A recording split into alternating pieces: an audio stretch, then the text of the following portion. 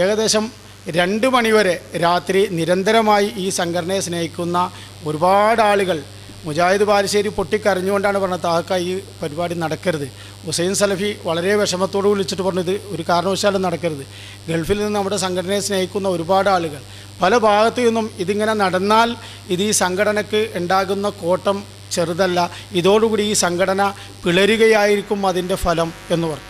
അപ്പോൾ അത് എന്നെ സംബന്ധിച്ചിടത്തോളം ഒട്ടും ഉൾക്കൊള്ളാൻ പറ്റാത്തൊരു കാര്യമാണ്. ഈ സംഘടനയ്ക്ക് ഒരു പരിക്കുണ്ടാകുക എന്ന് പറഞ്ഞാൽ അത് ചിന്തിക്കാൻ കഴിയുന്നതിൻ്റെ അപ്പുറമാണ് എന്നെ സംബന്ധിച്ചിടത്തോളം. അനസ് ഇവിടെ നേരത്തെ പറഞ്ഞപ്പോൾ ലാഘവ ബുദ്ധിയോടുകൂടിയാണെങ്കിലും പറഞ്ഞു, ഇതിൻ്റെ അകത്ത് തകരാറുണ്ടെങ്കിൽ ഞാനും താഹക്കയ്ക്ക് ഈ സംഘടനയിൽ നിന്ന് മാറി നിൽക്കണം എന്ന് പറഞ്ഞു. പക്ഷേ അനസിന് ചിലപ്പോൾ അത് ഉൾക്കൊള്ളാൻ കഴിഞ്ഞേക്കാം. പക്ഷേ എന്നെ സംബന്ധിച്ചിടത്തോളം ഞാനിങ്ങനെ നിങ്ങളുടെ മുമ്പിൽ എഴുന്നേറ്റ് നിന്നുകൊണ്ട് സംസാരിക്കാൻ എന്നെ പ്രാപ്തനാക്കിയത് ഈ പ്രസ്ഥാനമാണ് എന്ന്. പിന്നെ ഇവിടെ ഇന്നലെ രാത്രി തന്നെ ഗൾഫിൽ നിന്ന് എനിക്ക് ഒരു മെയിൽ വരികയുണ്ടായി. ഞാനത് ഇന്ന് രാവിലെയാണ് എടുത്തത്. എനിക്ക് പിന്നെ കമ്പ്യൂട്ടറൊന്നും ഇല്ലാത്തതുകൊണ്ട് ഞാൻ എടുത്തത്. അത് വന്നിരിക്കുന്നത് അബ്ദുറഹ്മാൻ അബ്ദുല്ല അൽ ഈദാൻ, ഇവിടെയുള്ള നമ്മളുടെ സമ്മേളനങ്ങൾക്കൊക്കെ വരുന്ന പ്രമുഖ പണ്ഡിതനാണ്. അദ്ദേഹം ഒരു കത്ത് അറബിയിലാണ് തയ്യാറാക്കിയിരിക്കുന്നത്. അതിൻ്റെ മലയാള പരിഭാഷ അത് ടി പി അബ്ദുള്ള കോയ മദനിക്കും എം മുഹമ്മദ് മദനിക്കുമാണ് അയച്ചിരിക്കുന്നത്. കൂടാതെ ഈ സംവാദത്തിൽ ഏർപ്പെട്ടിരിക്കുന്ന അനസ് മൗലവിക്കും എനിക്കും അയച്ചിട്ടുണ്ട് എന്ന് പറയുകയും ചെയ്തു. അപ്പോൾ അത് എഴുതിയിരിക്കുന്നത് ബിസ്മില്ലാഹിർ റഹ്മാനിർ റഹീം, അസ്സലാമു അലൈക്കും വറഹ്മത്തുള്ളാ. നിങ്ങളുടെ സംഘടനയിലെ ചില സലഫി പ്രബോധകർ അഭിപ്രായ വ്യത്യാസമുള്ള ചില വിഷയങ്ങളിൽ വാദപ്രതിവാദം നടത്താൻ തീരുമാനിച്ച വിവരം എനിക്ക് ലഭിച്ചു. മുൻഗാമികളും ആധുനികരുമായ സലഫി പണ്ഡിതന്മാർ ഇത്തരം വിഷയങ്ങളിൽ ചർച്ച നടത്തുകയും ഖുർആനിൻ്റെയും ഹദീസിൻ്റെയും അടിസ്ഥാനത്തിൽ സത്യം വിശദീകരിക്കുകയും ചെയ്തിട്ടുണ്ട്. ഹറമൈനിലെ നമ്മുടെ പണ്ഡിതന്മാരാണ് ഇത് അവസാനമായി ചർച്ച ചെയ്തിട്ടുള്ളത്. ഇത്തരം ഭിന്ന വിഷയങ്ങൾ പൊതുജനങ്ങളിലേക്ക് എടുത്തിട്ടാൽ അതിലൂടെ ഉണ്ടാകുന്ന അപകടവും സംശയങ്ങൾ ഇളക്കിവിടാവുന്ന സാഹചര്യവും അതിലൂടെ സംഭവിക്കാവുന്ന നാശവും വഴിപിഴവും നമുക്കേവർക്കും അറിയാവുന്നതാണ്. 2 മാസം മുമ്പ് ഞങ്ങളെ സൗദി അറേബ്യയിൽ സന്ദർശിച്ചപ്പോൾ നമ്മൾ ഒരു യോജിപ്പിലെത്തിയിരുന്നു.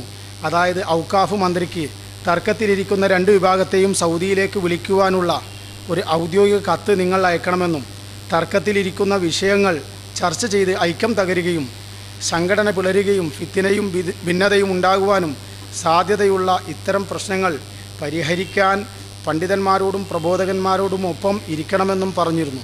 പക്ഷേ ഇതുവരെയും നിങ്ങളിൽ നിന്ന് ഒരു കത്തും ലഭിച്ചിട്ടില്ല. അതുകൊണ്ട് നന്മയേക്കാൾ ഉപരിയായി തിന്മ ഉണ്ടാകാൻ സാധ്യതയുള്ളതിനാൽ നിങ്ങളുടെ നാട്ടിലെ നമ്മുടെ സഹോദരങ്ങളുടെ പൊതുനന്മ ഉദ്ദേശിച്ചുകൊണ്ട് ഈ സംവാദത്തിലേക്ക് നിങ്ങൾ ഇറങ്ങരുതെന്നും പൊതുജനങ്ങളിൽ ആശയക്കുഴപ്പമുണ്ടാക്കാവുന്ന ഇത്തരം വിഷയങ്ങൾ പൊതുസദസ്സുകളിലും സംവാദങ്ങളിലും എടുത്തിടുന്നതിൽ നിന്നും നിങ്ങൾ പിന്തിരിയണമെന്നും ആശിക്കുന്നു.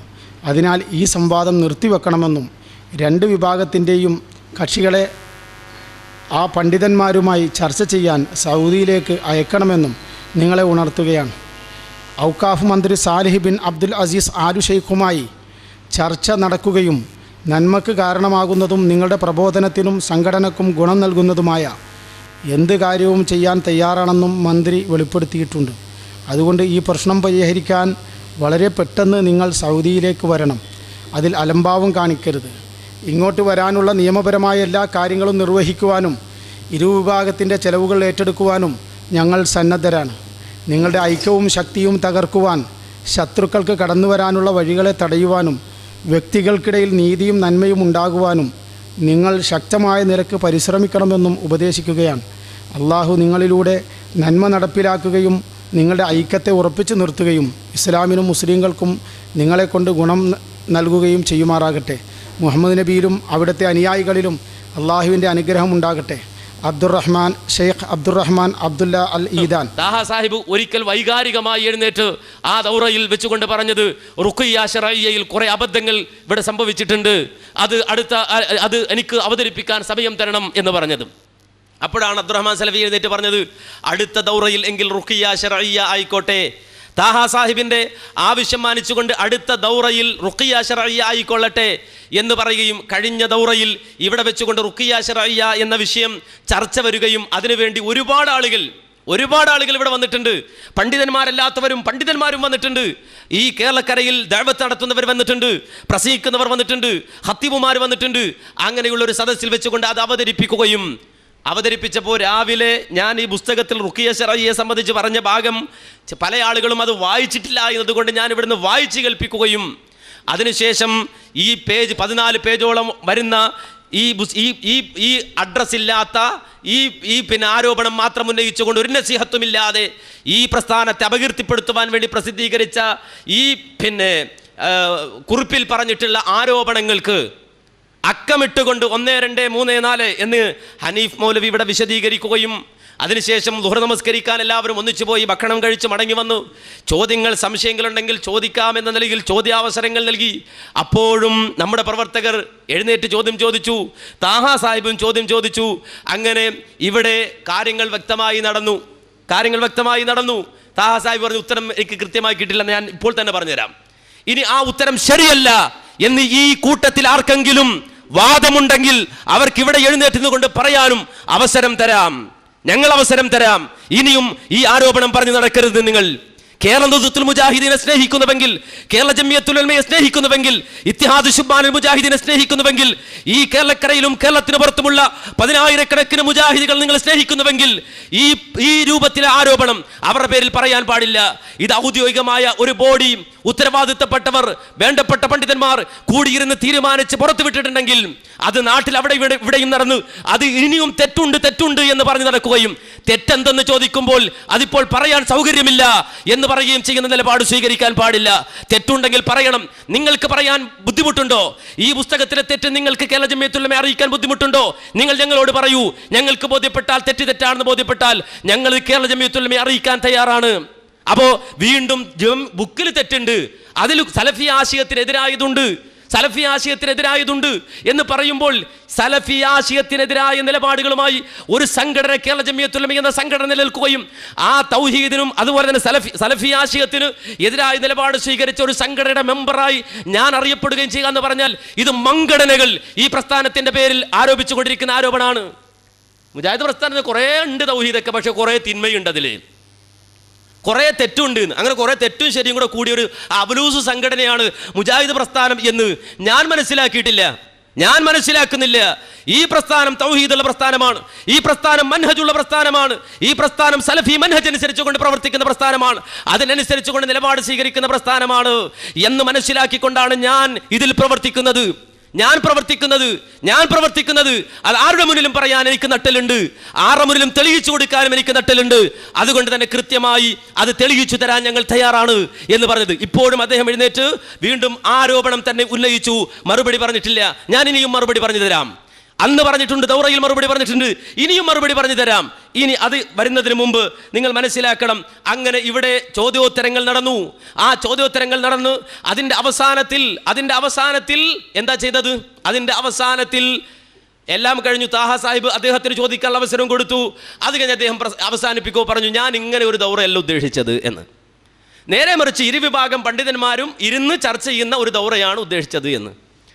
ഞാൻ നേരത്തെയും പറഞ്ഞു, അത്തഹിയാത്തിൽ ഉദു പോവുക എന്ന് പറയുന്നത് പോലെ ഇതൊക്കെ കഷ്ടപ്പെട്ട് ദൗറ നടത്തി പണ്ഡിതന്മാരെ വിളിച്ച് എല്ലാവരും വന്ന് ഇരുന്ന് സംസാരിച്ച് അവസാനം ഇങ്ങനെയല്ല നടത്തേണ്ടത്, ഇത് ശരിയായിട്ടില്ല, ഒരു ഉപചോദ്യം ഒന്നും ആരും പറഞ്ഞിട്ടില്ല.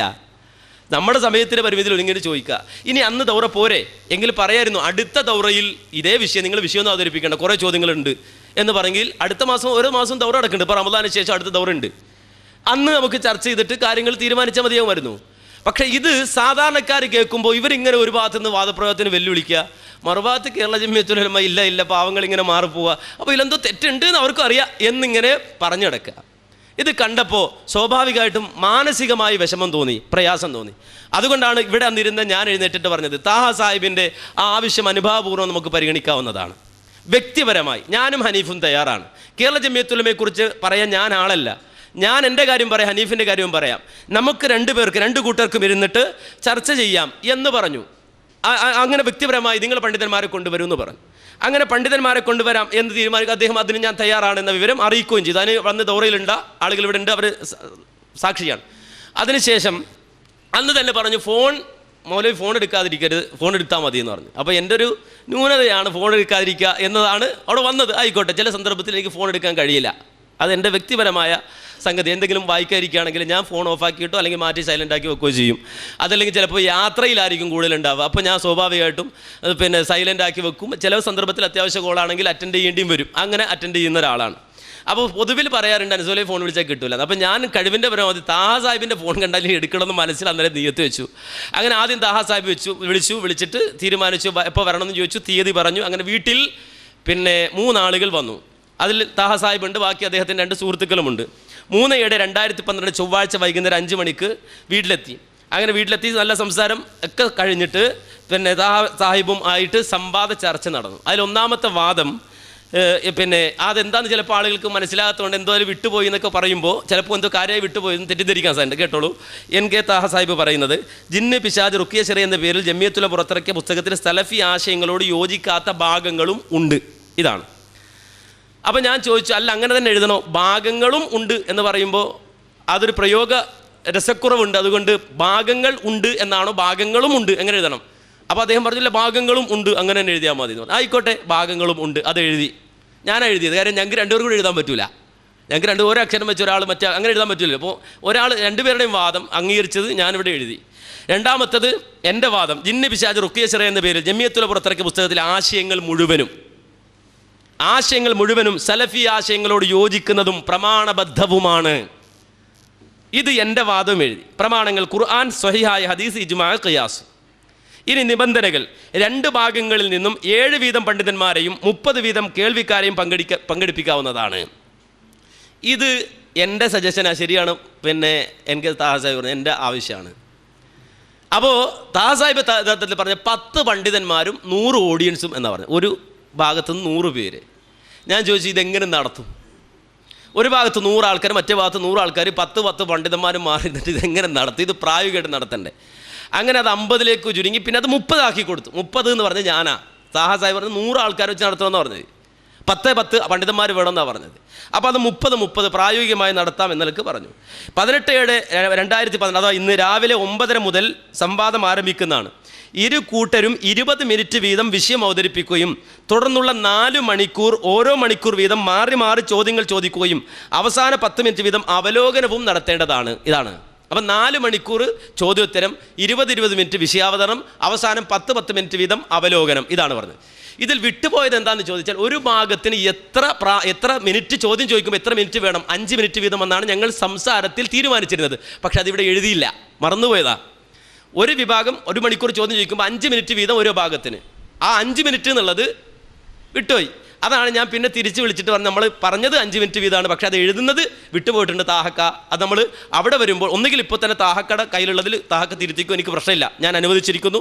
അതല്ലെങ്കിൽ നമ്മൾ സംവാദത്തിനെത്തുമ്പോൾ നമ്മുടെ 2 പേരും തീരുമാനിച്ച വിവരം മധ്യസ്ഥന്മാരെ അറിയിച്ച് 5 മിനിറ്റ് വീതമാക്കാം എന്നാണ് പറഞ്ഞത്. അതാണ് കരാറ് പൂർത്തിയായിട്ടില്ല എന്നല്ല, കരാറ് പൂർത്തിയായി ഒപ്പിട്ടു. ഈ 5 മിനിറ്റ് അതിൽ വിട്ടുപോയിട്ടുണ്ട്, അത് ഇവിടെ വന്നിട്ട് തീർക്കാമെന്ന്. 2 ഭാഗത്തു നിന്ന് മധ്യസ്ഥന്മാരെ നിശ്ചയിക്കേണ്ടതാണ്. സംവാദം 2 വിഭാഗത്തിനും ഓഡിയോ വീഡിയോ റെക്കോർഡ് ചെയ്യാവുന്നതാണ്. താഹ സാഹിബ് ഞാനും പേരെഴുതി ഒപ്പിട്ടിട്ടുണ്ട്. ഇതാണ് ഇവിടെ നടന്ന കരാറിലുള്ളത്. ഈ കരാർ എഴുതിയതിന് ശേഷം അദ്ദേഹം പറഞ്ഞത് ശരിയാണ്. ഞാൻ തിരിച്ച് താഹ സാഹിബിനെ വിളിച്ചിട്ട് ഞാൻ പറഞ്ഞു, 5 മിനിറ്റ് എന്നുള്ള വിട്ടുപോയിട്ടുണ്ട് താഹക്ക എന്ന് പറഞ്ഞപ്പോൾ അദ്ദേഹം പറഞ്ഞു, അനസേ അത് നീ അവിടെ വെക്ക്, ആർക്കും കൊടുക്കണ്ട, ഇപ്പം അത് പുറത്തു വിടണ്ട എന്ന് പറഞ്ഞു. 2 ദിവസം എനിക്ക് കുറച്ച് തിരക്കുണ്ട് എന്നേ പറഞ്ഞുള്ളൂ. എവിടെ പോകണം എന്താണെന്ന് എനിക്കറിയില്ല. 2 ദിവസം തിരക്കുണ്ട്. തിരക്ക് കഴിഞ്ഞിട്ട് ഒന്നുകൂടി നമുക്ക് ഇരുന്നിട്ട് 5 മിനിറ്റ് എഴുതാം എന്ന് പറഞ്ഞു. ആയിക്കോട്ടെ, അൽഹംദുലില്ലാ എന്ന് പറഞ്ഞു. അതിനുശേഷമാണ് താഹക്ക പിന്നെ എമ്മിൻ്റെ ഒക്കെ പോയത് എന്നൊക്കെ പറഞ്ഞത്. ആയിക്കോട്ടെ, ഏതായിരുന്നാലും ഇങ്ങനെ ആണ് ആ വിഷയം ഇവിടെ ഈ സംവാദം ഉരുത്തിരിഞ്ഞിട്ടുള്ളത്. വ്യക്തിപരമായി, തികച്ചും വ്യക്തിപരമായി നടത്താം എന്ന് തീരുമാനിച്ച ഒരു ചർച്ചയാണ്. ഇതിനിടയ്ക്ക് ഞാൻ പറയട്ടെ, അപ്പോഴോ ഇത്രയും കാര്യം പറയുന്നതിനിടയിൽ താഹക്ക അന്നത്തെ ഇവിടുത്തെ ദൗറയെ സംബന്ധിച്ച് സൂചിപ്പിച്ചപ്പോൾ റുഖിയ ശറിയ എന്ന് പറയുന്ന ബുക്കിൽ ഉള്ള വളരെ വലിയൊരു തെറ്റ് എന്താണെന്ന് ചോദിച്ചാൽ, വളരെ വലിയ സലഫി ആശയത്തിന് വിരുദ്ധമായൊരു സംഗതി എന്താണെന്ന് ചോദിച്ചാൽ, അതിൽ ഒരു പേജിൽ ഇതിപ്പോൾ ഇവിടെ ചർച്ച ഉണ്ടായിരുന്നെങ്കിൽ ഞങ്ങൾ പൊളിച്ച് കൈ തരും. ഈ ജാതി ഒരു വക്രീകരണവും ഒരു തരം വക്രതയും ഞങ്ങൾ അനുവദിക്കുമായിരുന്നില്ല. അതിന് ഉത്തരവാദിത്തപ്പെട്ടവർ വന്നിരുന്നെങ്കിൽ ഞങ്ങൾ തെളിയിച്ചു തരാം. ഈ നിലയിൽ നെറികെട്ട രൂപത്തിൽ ഇത് സത്യധാരക്ക് വിട്ടുകൊടുത്തു, അതിൻ്റെ തെളിവ് ഞങ്ങളുടെ കയ്യിലില്ല എന്ന് നിങ്ങൾ വിചാരിക്കരുത്. ഈ പുസ്തകത്തിൽ കേരള ജമിയത്തുൽ ഉലമ ഖുർആനിൽ തിരുമറി നടത്തി എന്ന് പറഞ്ഞ് സത്യധാരക്ക് റിപ്പോർട്ട് കൊടുത്ത ആളുകളുണ്ട്. അറിയോ? ഈ കെ സുന്നിയുടെ പത്രത്തിൽ ആർക്ക് പ്രയോജനം, ആർക്ക് വേണ്ടി കൊടുത്തു? സത്യധാര എന്ന ഈ കെ സുന്നിയുടെ പത്രത്തിൽ കേരള ജമിയത്തുൽ ഉലമ ഇറക്കിയ ബുക്കിൽ ഖുർആനിൽ തിരുമറി നടത്തി എന്ന് പറഞ്ഞിട്ട് രഹസ്യമായി ചോർത്ത് വിട്ടാൽ ഞങ്ങൾക്കറിയാത്തത് കൊണ്ടല്ല, ഞങ്ങളിത് കാണാത്തത് കൊണ്ടല്ല, വാച്ച് ചെയ്യാത്തത് കൊണ്ടല്ല. സത്യധാരയിൽ ലേഖനം വന്നു, ഈ പുസ്തകം കവർ പേജ് വെച്ചിട്ട് കേരള ജമിയത്തുൽ ഉലമയുടെ പുസ്തകത്തിൽ ഖുർആൻ തിരുമറി നടത്തി എന്ന് പറഞ്ഞിട്ട് നിങ്ങൾ മനസ്സിലാക്കണം. മെയിൽ അയച്ചു ഇവിടുന്ന് പല ആളുകളും. ഇതൊക്കെ കാണുമ്പോൾ ഇപ്പോൾ ചോദിക്കണ്ടല്ലോ, ക്ലിപ്പ് ഖുറാഫിയുടെ കയ്യിൽ പോകുന്നു അല്ലേ? ഖുറാഫികൾക്ക് ഇത് കൊണ്ടുപോയി കൊടുക്കുന്നവരുണ്ട് ഇക്കൂട്ടത്തിൽ. ഞങ്ങൾക്ക് അവരെ അറിയാത്തത് കൊണ്ടല്ല, അവരെ പരസ്യമായി വിചാരണ ചെയ്യാൻ നാവില്ലാത്തത് കൊണ്ടല്ല, അവർക്കെതിരെ എഴുതാനും ഞങ്ങൾക്കറിയാത്തത് കൊണ്ടോ SMS വിടാൻ ഞങ്ങൾക്ക് നെറ്റില്ലാത്തത് കൊണ്ടോ ഒന്നുമല്ല. ഞങ്ങളുടെ അതൊക്കെ അപജയമായി ഒരാളും മനസ്സിലാക്കരുത്. ഇതൊന്നും ഞങ്ങളുടെ ഒരു കുറവായി കൊണ്ട് ഒരാളും മനസ്സിലാക്കരുത്. ഞങ്ങൾക്ക് ഇതൊക്കെ അറിയാം. പക്ഷേ ഞങ്ങൾ കാണുന്നുണ്ട് ഇവരെ. കാര്യം പുറത്തിറങ്ങി മുഖാമുഖം നടത്തണം, സംവാദം നടത്തണം, ഇതൊക്കെ നമുക്കെതിരായി തെളിവ് കൊണ്ടുവരാം. പക്ഷേ ഈ കേരള ജമിയത്തുൽ ഉലമയോടുള്ള വിരോധം കൊണ്ട് മാത്രം ഈ പുസ്തകത്തിൽ ആദ്യം അത് ഖുർആൻ തിരുമറി എന്നാണ് പറഞ്ഞത്. ഖുർആൻ തിരുമറി നടത്തി എന്നാണ് പറഞ്ഞത്. ആ ഖുർആൻ തിരുമറി നടത്തി എന്ന് പറഞ്ഞിട്ട് തുടങ്ങിയത് പിന്നെ എന്താണ്? പിന്നെ നോക്കുമ്പോൾ ഖുർആൻ തിരുമറിയല്ല, ഇബ്നു കസീറിൻ്റെ ഒരു ഉദ്ധരണി കൊടുത്തപ്പോൾ അതിന് അർത്ഥം എഴുതിയ കൂട്ടത്തിൽ ഉദ്ദേശാർത്ഥം എഴുതിയപ്പോൾ പിശാചിൻ്റെ മിത്രങ്ങൾ എന്ന് എഴുതിയത് പിശാചുക്കൾ എന്നായി. അതിവിടെ ഇപ്പോഴും താഹക്ക് അത് പറഞ്ഞതിൽ ഈ ഇരിക്കുന്ന ആളുകളിൽ ഒരാൾ തെറ്റിദ്ധരിച്ചാൽ എൻ്റെ ഉത്തരവാദിത്തം താഹ സാഹിബിന് ഏറ്റെടുക്കേണ്ടി വരില്ലേ? ഇവിടുന്ന് അബ്ദുറഹ്മാൻ സലഫി അത് മിസ്കോട്ട് ചെയ്തു. ഈ പുസ്തകത്തിൽ തെറ്റുണ്ട് എന്ന് അബ്ദുറഹ്മാൻ സലഫി പറഞ്ഞിട്ടുണ്ട്. ഇതിനകത്ത് ചില ഭാഗത്ത് ഇണ്ടാന്ന് അക്ഷരമില്ല. അത് സലഫി ആശയത്തിന് വിരുദ്ധമാണെന്ന് എഴുതി വെക്കോ. ഇണ്ടാന്ന് അക്ഷരമില്ല. ഈ പുസ്തകത്തിൽ ഇണ്ട എന്നൊരു അക്ഷരം പലയിടത്തും വിട്ടുപോയിട്ടില്ല, പലയിടത്തും വിട്ടുപോയതിനാൽ ഇത് സലഫി ആശയത്തിന് വിരുദ്ധമാണ് എന്ന് പറയോ? പിശാജിന്റെ മിത്രങ്ങൾ എന്ന് എഴുതേണ്ടടുത്ത് പിശാചുക്കൾ എന്ന് ഉദ്ദേശാർത്ഥം ബ്രാക്കറ്റിൽ എഴുതിയത് വലിയ ഒരു തിരുമറിയായി സലഫി ആശയത്തിനെതിരായി സൂചിപ്പിക്കാൻ ഇവിടെ ചെയ്യുന്നത്. എന്നാൽ ഈ ആയത്തിന്റെ വിശദീകരണം ഇത് അമാനി മൗലയുടെ തഫ്സീറാണ്. ഇതിന്റെ ഉദ്ദേശാർത്ഥത്തിൽ ഇതിന്റെ ആശയത്തിൽ എന്തെങ്കിലും ഒരു തെറ്റ് ഉണ്ട് എന്ന് ഇത് രണ്ടും മലയാളത്തിലാണ്. ഒരു വലിയ പണ്ഡിതനൊന്നും വേണ്ട, ഒരു സാധാരണക്കാരൻ ഈ പുസ്തകം എടുത്തതിൻ്റെ 33-ാമത്തെ പേജ് വായിക്കുക, അമാനി മൗലയുടെ തഫ്സീർ എടുത്തിട്ട് അതിൻ്റെ വ്യാഖ്യാനം ഒന്ന് വായിക്കുക. എന്നിട്ട് ഇതിൻ്റെ ആശയത്തിൽ എന്തെങ്കിലും ഒരു കൃത്രിമം നടത്തി, ബോധപൂർവ്വം കൃത്രിമം നടത്തി എന്ന് തെളിയിച്ചു തന്നാൽ ഞങ്ങളെ സംബന്ധിച്ചിടത്തോളം ഇത് തെറ്റാണ്, ഇത് ശരിയല്ല എന്ന് പറഞ്ഞ് ഞങ്ങൾ ഈ നാട്ടിൽ പ്രസംഗിച്ചടക്കാൻ തയ്യാറാണ്. എന്നാലും ജമിയത്തുൽ ഉലമ ഞങ്ങൾ പറഞ്ഞ പോലും പറഞ്ഞില്ല. ജമിയത്തുൽ ഉലമ പറഞ്ഞറിയോ? പിശാചിൻ്റെ മിത്രങ്ങളിൽ നിന്ന് എഴുതേണ്ടതാണ്, പിശാചുക്കൾ എന്നായിപ്പോയി, അത് സൂക്ഷ്മത കുറവായി മനസ്സിലാക്കി അടുത്ത പതിപ്പിൽ ഞങ്ങൾ അത് വ്യക്തമാക്കി ബോധ്യപ്പെടുത്തുന്ന തിരുത്തി കൊടുക്കുന്നതുമാണ് എന്ന് പറഞ്ഞു. ആ ഇഖ്ലാസിനെ പോലും ഇഖ്ലാസായി കാണാതെ വക്രബുദ്ധിയോടുകൂടി കണ്ടവരുണ്ട്. എന്നിട്ട് പലയിടത്തും ഈ ബുക്കിൽ തെറ്റുണ്ടെന്ന് അബ്ദുറഹ്മാൻ സലഫി പറഞ്ഞിട്ടുണ്ട്. അപ്പോൾ കേൾക്കുന്ന ആൾക്കാർ വിചാരിക്കും ഇത് വലിയൊരു തെറ്റുള്ളൊരു പുസ്തകം ജമിയത്തുൽ വെക്കാൻ വേണ്ടിയിട്ട് കേരള ജമിയത്തുൽ ഉലമ ഇറക്കിയൊരു ബുക്ക് എന്നാണ് മനസ്സിലാക്കുക. എന്നാൽ അമാനി മൗലയുടെ തഫ്സീർ ഞാൻ വായിച്ചുതരാം കേട്ടോ.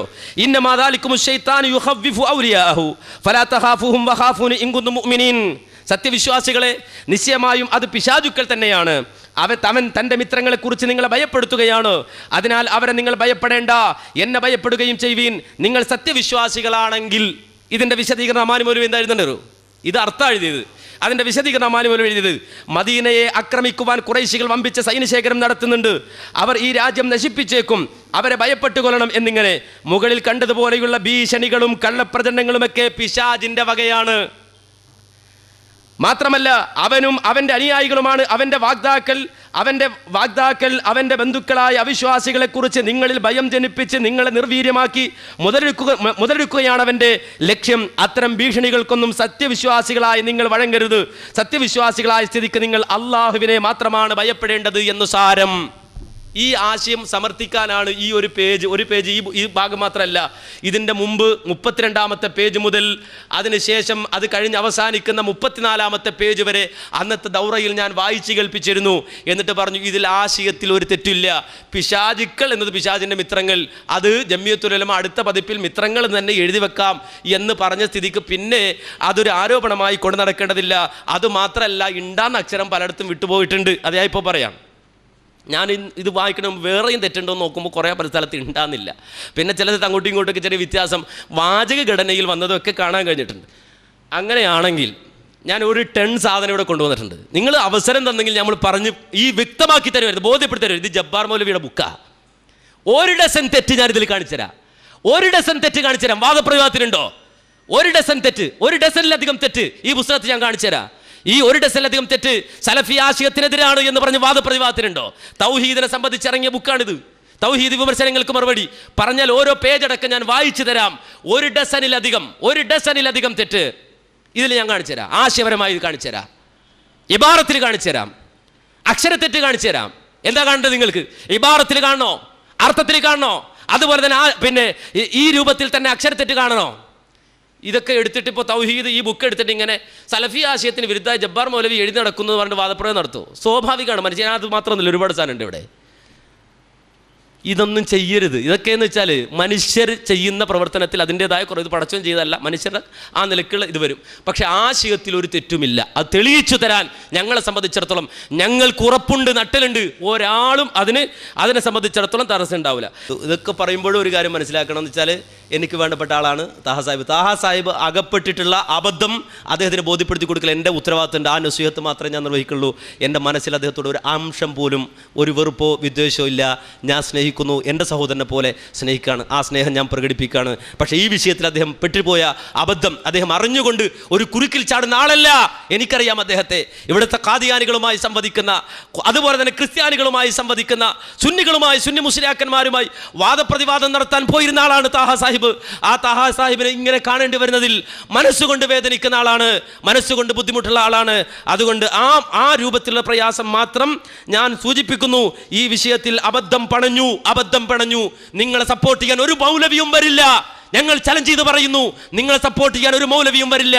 നിങ്ങളെ സപ്പോർട്ട് ചെയ്ത് ഇത് തെളിയിക്കാൻ, ഇത് സലഫി ആശയത്തിനെതിരാണ് തെളിയിക്കാൻ നിങ്ങൾ ഭാവി പ്രതീക്ഷയില്ല. ഈ ലോകത്ത് വിവരമുള്ളവർ ജീവിക്കുന്നു എന്നറിയുന്ന ഒരു മൗലവിയും നിങ്ങളെ സപ്പോർട്ട് ചെയ്യാൻ വരില്ല. ഞങ്ങൾക്ക് ഉറപ്പുണ്ട്. ഇന്നലെ ബൈലക്സിലും അതുപോലെ തന്നെ ചില പ്രചരണങ്ങളിലും പ്രമാണിമാരും പ്രമാണങ്ങളും ഏറ്റുമുട്ടുന്നു എന്ന് പറഞ്ഞു. പ്രമാണിമാരും പ്രമാണങ്ങളും ഏറ്റുമുട്ടുന്നു എന്ന് ഇന്നലെ പരസ്യം. ആരായി പരസ്യം കൊടുത്തത്? താഹ സാഹിബെ. ആരായി? പ്രമാണങ്ങളും പ്രമാണിമാരും ഏറ്റുമുട്ടുന്നു. എവിടെ? ഇവിടെ അറബിക്കടലിലെ റാണി ആയ കൊച്ചിയിൽ പ്രമാണികളും പ്രമാണങ്ങളും ഏറ്റുമുട്ടുന്നു. എവിടെ പ്രമാണി?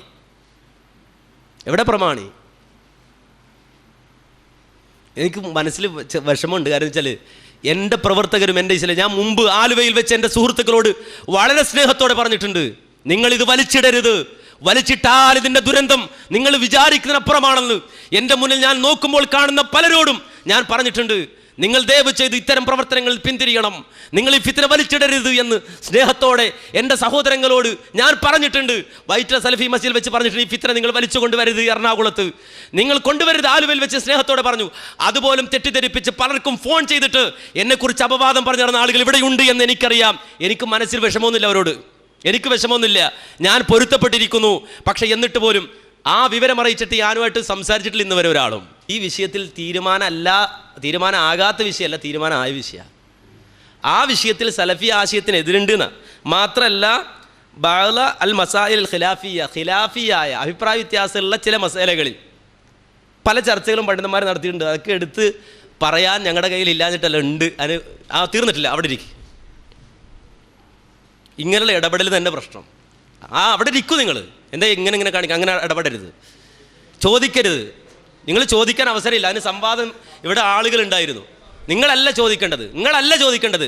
അതിന് പ്രാപ്തിയുള്ള, വിവരമുള്ള, അറിവുള്ള ആളുകൾ ഉണ്ടാകണം. അവരെ കൊണ്ടുവരാനാണ് പറഞ്ഞത്. നിങ്ങളിങ്ങനെ പലതും ചോദിച്ചതാണ് ഈ ഫിത്ന ഇവിടെ ഉണ്ടായത്, ഈ കുഴപ്പം ഇവിടെ ഉണ്ടായത്. ഇങ്ങനെ ചോദിക്കരുത് എന്ന് നിങ്ങളോട് മുമ്പും പറഞ്ഞിട്ടുണ്ട്. ഇവിടെ വിവരമുള്ള ആളുകളെ കൊണ്ടുവരാൻ അതിനാണ് പറഞ്ഞത്, പണ്ഡിതന്മാരെ കൊണ്ടുവരാൻ. സാധാരണക്കാരിടപെട്ടിട്ടല്ല ഈ വിഷയം വഷളാക്കേണ്ടത്, സാധാരണ പ്രവർത്തകരിടപെട്ടിട്ടല്ല വിഷയം വഷളാക്കേണ്ടത്. നേരെ മറിച്ച് അതിനാ പണ്ഡിതന്മാർ വരാൻ പറഞ്ഞത്. അപ്പോൾ എന്നിട്ടും താഹ സാഹിബ് അവസാനം പറഞ്ഞു നിർത്തി എന്താ? അവസാനം പറഞ്ഞ എൻ്റെ ആരോഗ്യസ്ഥിതി നടത്തിയ സംവാദം നടത്താം, ശരിയായ സംവാദം നടത്താമെന്ന് പറഞ്ഞു. എന്തുകൊണ്ട് താഹ സാഹിബിന് അത് പറയേണ്ടി വന്നെന്ന് എനിക്ക് മനസ്സിലാകുന്നുണ്ട്. എന്താണെന്ന് ചോദിച്ചാൽ, താഹ സാഹിബ് ഒറ്റപ്പെട്ടിരിക്കുന്നു. താഹ സാഹിബിന് സംവാദം നടക്കണമെന്ന് ആഗ്രഹമുണ്ട്, എനിക്കറിയാം. അങ്ങനെ മാറുന്ന ആളല്ല താഹ സാഹിബ്, എനിക്കറിയാം. പിന്തിരിയുന്ന ആളല്ല താഹ സാഹിബ്, എനിക്കറിയാം വ്യക്തിപരമായി താഹ സാഹിബിനെ. അദ്ദേഹത്തെ വിട്ടിരിക്കുന്നു. അദ്ദേഹത്തോട് വരാമെന്ന് പറഞ്ഞവർ, അദ്ദേഹത്തിന് ഡേറ്റ് കൊടുത്ത ആളുകൾ, 18-ാം തീയതി സംവാദത്തിന് ഡേറ്റ് കൊടുത്ത ആളുകൾ അദ്ദേഹത്തെ വിട്ടിരിക്കുന്നു. എനിക്കറിയാം. എന്നാൽ അദ്ദേഹം പറയാം സംവാദത്തിന് ഇനിയും തയ്യാറാണെന്ന്. അദ്ദേഹം ആരോഗ്യ, അപ്പോഴും ഈ പ്രശ്നം ഫിത്നയൊക്കെ ഉണ്ടാവൂലേ?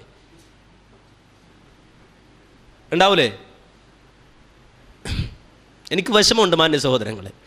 ഇങ്ങനെ ഒരു അവസ്ഥയിൽ എഴുന്നേറ്റ് കാര്യം ഖുറാഫികളുടെ മുന്നിലും ജമാഅത്തുകാരൻ്റെ മുന്നിലും മടവൂരികളുടെ മുന്നിലും ഒക്കെ ഞാൻ എഴുന്നേറ്റ് നിന്നാൽ എൻ്റെ മനസ്സോ എൻ്റെ നാവോ ഒരിക്കലും എൻ്റെ കാലോ ഇടറാറില്ല. പക്ഷേ എനിക്ക് വിഷമമുണ്ട്, മാനസികമായി പ്രയാസമുണ്ട് ഇത് പറയുമ്പോൾ. അപ്പോൾ മാന്യ സഹോദരങ്ങളെ, വളരെ ലളിതമായി എനിക്ക് പറയാനുള്ളത് വെച്ചാൽ നിങ്ങൾ സംവാദം നടത്താതിരിക്കും, എന്ത് വേണമെങ്കിലും ചെയ്യാം. സംവാദം നടത്താതിരിക്കും, അതെന്താണെന്ന് ചെയ്യാം. ഞങ്ങളതിൽ നിന്ന് പിന്മാറുകയില്ല, ഞങ്ങൾക്കതിന് പിന്നോട്ട് പോകേണ്ട കാര്യമില്ല. ഞങ്ങൾ 100% ഹക്കിലാണ് എന്ന് ഉറപ്പിച്ചിട്ടാണ് ഈ പ്രസ്ഥാനത്തിൽ നിൽക്കുന്നത് ഇന്ന് വരെ. അതിൽ ഒരു തെറ്റ് ഉണ്ടെന്ന് ബോധ്യപ്പെട്ടാൽ, ഞങ്ങൾക്കുണ്ടെന്ന് ബോധ്യപ്പെട്ടാൽ ഞങ്ങൾ തിരുത്താം. ഞങ്ങളുടെ സംഘടനയ്ക്കുണ്ടെന്ന് ബോധ്യപ്പെട്ടാൽ ഞങ്ങൾ തിരുത്താൻ ശ്രമിക്കാം, തിരുത്തി കൊടുക്കാൻ ശ്രമിക്കാം. അല്ലാതെ ഞങ്ങളത് ഒരിക്കലും അതൊരു ആശയമായി കൊണ്ടു നടക്കുകയോ അല്ലെങ്കിൽ അത് ആശയമായി സമൂഹത്തിൽ പ്രചരിപ്പിക്കുകയോ ഞങ്ങൾ ചെയ്യില്ല എന്നാണ് സൂചിപ്പിക്കാനുള്ളത്. ഇനി ഞാൻ ലളിതമായി ഒന്ന് ചോദിക്കട്ടെ, ഇതിൽ സലഫി ആശയത്തിന് വിരുദ്ധമായ ആശയങ്ങൾ ഉണ്ട് എന്ന് ഈ ഓഡിയൻസിൻ്റെ കൂട്ടത്തിൽ വിശ്വസിക്കുന്ന ആൾക്കാരൊന്ന് എണീറ്റിരിക്കാമോ? കേരള ജമിയത്തുൽ ഉലമ ഇറക്കിയ ഈ പുസ്തകത്തിൽ സലഫി ആശയത്തിന് വിരുദ്ധമായതുണ്ട് എന്ന് പറഞ്ഞ ആളുകൾ ഒന്ന് എഴുന്നേറ്റ് ഈ ഓഡിയൻസിൻ്റെ കൂട്ടത്തിൽ ഉണ്ടെങ്കിലും ഒന്ന് എഴുന്നേറ്റ് ധൈര്യത്തിൽ ആരും ഒരു പ്രശ്നം ഉണ്ടാക്കൂല ഇതിൻ്റെ പേരിൽ. ഓക്കെ ഇനി ആരാ ഉണ്ട്? എത്ര പേരുണ്ട്? തരും അവസരം തരും. എത്ര പേരുണ്ട്? ഈ 8 പേരുമായി ഞങ്ങൾ സംവാദത്തിനെടുക്കുകയാണ്.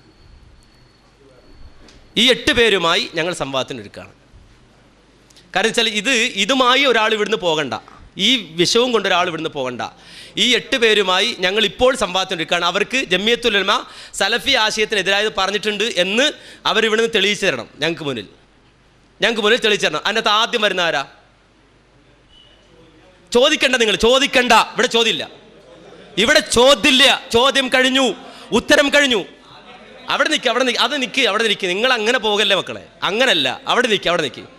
അതല്ല, അങ്ങനൊന്നും വേണ്ട. ഇവിടെ ചോദ്യമില്ല. നേരെ മറിച്ച് അപ്പോൾ അതെവിടെ ഇരിക്കട്ടെ. ഇതിവിടെ അവസാനിപ്പിക്കുകയാണ്. ഈ വിഷയം ഇവിടെ അവസാനിപ്പിക്കുകയാണ്. ഈ സംവാദം ഇനി ഏതായാലും നടക്കില്ല എന്ന് ഉറപ്പിച്ച സ്ഥിതിക്ക് ഇനി കൂടുതൽ ആ വിഷയത്തിൽ സംസാരിക്കുന്നില്ല. ഇനി ഈ വന്ന കൂട്ടത്തിൽ ആർക്കെങ്കിലും ഇതിൽ സലഫി ആശയത്തിനെതിരുണ്ട് എന്ന് തെളിയിക്കാൻ കഴിയുമെങ്കിൽ അവരെ സംബന്ധിച്ചിടത്തോളം സലഫി ആശയത്തിനെതിരുണ്ട് ഇതിൽ എന്ന് അവർക്ക് തെളിയിക്കാൻ അവസരം ഞങ്ങൾ ഒരുക്കി കൊടുക്കുകയാണ്. 8 ആള്. ഓക്കെ.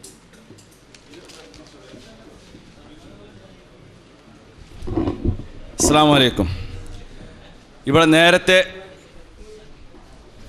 നേരത്തെ നിശ്ചയിച്ചിരുന്നത് പോലെയുള്ള കാര്യം ഇന്നത്തെ അസ്സലാമു അലൈക്കും. പിന്നെ ഈ വിഷയത്തിൽ എൻ്റെ കൂടെ വന്ന ആളുകൾ ആരും തന്നെ ഈ വിഷയത്തിൽ ചോദ്യം ചോദിക്കാനോ ഈ വിഷയം ഒരു ചർച്ച ചെയ്യാനോ ശ്രമിക്കരുത്. കാരണം അത് പിന്നെ നമ്മൾ തീരുമാനിച്ചതിന് വിരുദ്ധമായ ഒരു കാര്യമാണ്.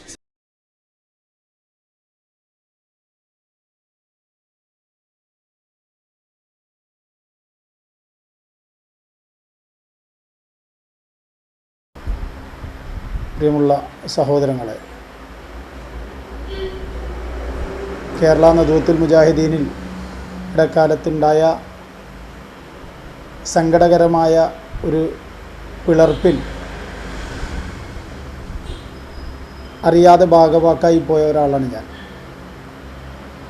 അതുകൊണ്ട് തന്നെ ആ പിളർപ്പിലും അതിനുശേഷവും ഉണ്ടായ പരിക്ക് നിങ്ങൾക്കെല്ലാവർക്കും അറിയാവുന്നത് പോലെ തന്നെ വളരെ വലുതാണ് എന്നുള്ള കാര്യത്തിൽ യാതൊരു സംശയവുമില്ല. ദഅ്വാ രംഗത്ത് വളരെ പ്രയാസകരമായ ഒരു അവസ്ഥ ഉണ്ടാവുകയുണ്ടായി. കാരണം ഇന്ന് അന്ധവിശ്വാസം തഴച്ചു വളരുകയും നബിദിനാഘോഷം വളരെ ഗംഭീരമായി നടക്കുകയും ചെയ്യുന്ന ഒരവസ്ഥ മുജാഹിദ് പ്രസ്ഥാനത്തിൻ്റെ തളർച്ചയിൽ നിന്ന് ഉണ്ടായി വന്നതാണ്. ദഅ്വാ രംഗത്ത് ആരോട് സംസാരിക്കുമ്പോഴും മുജാഹിദ് പ്രസ്ഥാനത്തിലെ ഭിന്നിപ്പ് ചൂണ്ടിക്കാണിച്ചുകൊണ്ട് മുജാഹിദുകളെ അടപ്പിക്കുന്ന ഒരവസ്ഥയാണ് ഇന്ന് നിലവിലുള്ളത്. അപ്പോൾ ഈ ഒരു പ്രത്യേക സാഹചര്യത്തിൽ എന്താണ് മുജാഹിദ് പ്രസ്ഥാനത്തിലുണ്ടായ പ്രശ്നങ്ങൾ, മുജാഹിദ് പ്രസ്ഥാനത്തിലുണ്ടായ ആശയപരമായ വിഷയങ്ങളുമായി ബന്ധപ്പെട്ട് പത്തപ്പിരിയം സംവാദത്തിലുണ്ടായത് എന്താണ്, അതിൽ എൻ്റെ നിലപാട് എന്തായിരുന്നു എന്നുള്ളതിനെക്കുറിച്ച് ഒന്ന് പറയണമെന്ന് ഒരുപാട് ആളുകൾ എന്നോട് ആവശ്യപ്പെടുകയുണ്ടായി. അതിൻ്റെ അടിസ്ഥാനത്തിൽ ഞാൻ 2 വർഷത്തോളം ഇതിനെക്കുറിച്ച് ആളുകളോട് വ്യക്തിപരമായി പറഞ്ഞു എന്നല്ലാതെ നേർക്ക് നേരെ ഇത്തരമൊരു സമീപനത്തിലേക്ക് ഞാൻ തുനിഞ്ഞ് ഇറങ്ങിയിട്ടുണ്ടായിരുന്നില്ല. എന്നാൽ എന്നെ സ്നേഹിക്കുന്ന ഒരുപാട് ആളുകളുടെ ആവശ്യപ്രകാരം ഈ വിഷയവുമായി ബന്ധപ്പെട്ട് നിങ്ങൾക്ക് ചോദിക്കാനുള്ളത് ചോദിച്ചാൽ ആ വിഷയത്തിൽ എനിക്ക് പറയാനുള്ളത് എന്താണെങ്കിലും അത് അറിയാവുന്ന കാര്യങ്ങൾ അറിയാവുന്ന രൂപത്തിൽ ഇൻഷാ അല്ലാഹ് ഞാൻ പറയുന്നതാണ്. പത്തപ്പിരിയ സംഭവത്തിൽ നമ്മൾ വരുന്നതിന് മുമ്പ് ഒരിക്കൽ മേത്തറോട് സംസാരിച്ചപ്പോൾ മേത്തർ പറയുണ്ടായി, നമ്മുടെ സംഘടനാ വിഷയങ്ങളുടെ തുടക്ക സമയത്ത് പ്രമാണങ്ങൾ വെച്ചുകൊണ്ട് ഒരു ചർച്ച നടത്താമെന്നും ഇരു കൂട്ടരോട് നടത്താമെന്നും ഹനീഫ് കായക്കൊണ്ട അടുത്തു നിന്നുള്ള തെളിവുകൾ, അതുപോലെ അനസിൻ്റെ കയ്യിൽ നിന്ന് തെളിവുകൾ വാങ്ങിക്കുക, അതേപോലെ ഫൈസൽ മുസ്ലിയാരോട് തെളിവുകൾ വാങ്ങിക്കുക എന്ന് പറഞ്ഞിട്ട് ഒരു ചർച്ച നടത്താൻ വേണ്ടിയിട്ട് തീരുമാനിച്ചു. പിന്നീട് ഫൈസൽ മുസ്ലിയാർ ആ ചർച്ചയ്ക്ക് വന്നില്ല എന്നുള്ളത് ഇത് എന്ന് മേത്രൊക്കെ പറയുകയുണ്ടായി. അപ്പോൾ അവരുടെ അതിൽ വാദങ്ങൾക്ക് പ്രമാണങ്ങൾക്ക് അതിന് തെളിവില്ല എന്നുള്ളത് മേത്രക്ക് അന്ന് ബോധ്യപ്പെട്ടു എന്ന് മേത്ര പറഞ്ഞു. ഇതിൻ്റെ കാര്യങ്ങൾ കൂടുതലായിട്ട് നിങ്ങൾ തോഹയോട് ചോദിച്ചാൽ മതി, തോഹ പറഞ്ഞു തരും. തോഹയായിരുന്നു അന്ന് ഇതിനു വേണ്ടി സാക്ഷിയായിട്ട് ഉണ്ടായിരുന്നത്. ഫൈസൽ മുസ്ലിയാരെ കൊണ്ടുവന്നത് തോഹയായിരുന്നു, കൊണ്ടുവരാമെന്ന് പറഞ്ഞിട്ട് തോഹയായിരുന്നു എന്ന് മേത്രൊക്കെ പറയുകയുണ്ടായി. അതൊന്ന് വിശദീകരിക്കാമോ? ഞാനും ഫൈസൽ മുസ്ലിയാരും വേറെ ചില ആൾക്കാരും കൂടി മേത്തരുടെ വീട്ടിൽ പിന്നെ കോളേജിനെ പുതിയതായി രൂപീകരിച്ച കോളേജ് പരിചയപ്പെടുത്താൻ വേണ്ടി മേത്തരുടെ വീട്ടിൽ പോയ സമയത്തായിരുന്നു മേത്തർ ഇത് സംസാരിച്ചത്. പലപ്പോഴും മേത്തൂർ എന്നോട് ഒറ്റയ്ക്ക് പലപ്പോഴും സംസാരിക്കാറുണ്ട്, സംവാദത്തിന് ക്ഷണിക്കാറുണ്ട്. പിന്നെ ഫൈസൽ മുസ്ലിയാർ അബ്ദുറഹ്മാൻ സലഫീനെ വെല്ലുവിളിച്ച സ്ഥിതിക്ക് ഞങ്ങൾ അബ്ദുറഹ്മാൻ സലഫീനെ കൊണ്ടുവരാം എന്നൊക്കെ പറയാറുണ്ട്. അങ്ങനെ പല രൂപത്തിലും ചർച്ച നടക്കാറുണ്ട്. ഇത് ഫൈസൽ മുസ്ലിയാരുടെ സാന്നിധ്യത്തിൽ തന്നെ മേത്തർ ക്ഷണിക്കുകയും അങ്ങനെ പിന്നെ ഫൈസൽ മുസ്ലിയാർ അത് ഏൽക്കുകയും ഞാൻ ഡേറ്റൊന്നും ഓർക്കാനുള്ള ഏതോ ഒരു ദിവസം ഞായറാഴ്ച ദിവസം രാവിലെ 11 മണിക്ക് ചർച്ച തീരുമാനിക്കുകയും ഒക്കെ ചെയ്തു പിരിഞ്ഞു. ആ പിരിഞ്ഞതിന് ശേഷം അന്നത്തെ ദിവസം രാവിലെ 10 മണിയായപ്പോൾ ഞാൻ ഫൈസൽ മുസ്ലിയാരെ വിളിച്ചപ്പോഴാണ് ഫൈസൽ മുസ്ലിയാർ വീട്ടിൽ നിന്ന് പോന്നിട്ടില്ല എന്നുള്ള വസ്തുത അറിയുന്നത്. ഞാൻ മേത്തരോട് പറഞ്ഞിട്ടുണ്ട് എനിക്ക് വരാൻ കഴിയില്ല എന്ന് പറഞ്ഞു. മേത്തറിനോട് പല പ്രാവശ്യം പറഞ്ഞു ഇത് ശരിയല്ല, ഈ കാണിച്ച നടപടി ശരിയല്ല, ഞാനിത് പലരും പുറത്ത് ഞാൻ പറയുമെന്ന് പറഞ്ഞപ്പോൾ ഞാൻ പറഞ്ഞു അത് നിങ്ങൾക്ക് എന്താണ്, ഇത് വളരെ വസ്തുതാപരമായ ഒരു കാര്യമാണ്, നിങ്ങൾക്ക് പുറത്ത് പറയുന്നതിന് വിരോധമൊന്നുമില്ല എന്ന് ഞാൻ പറയുകയും ചെയ്തിട്ടുണ്ട്.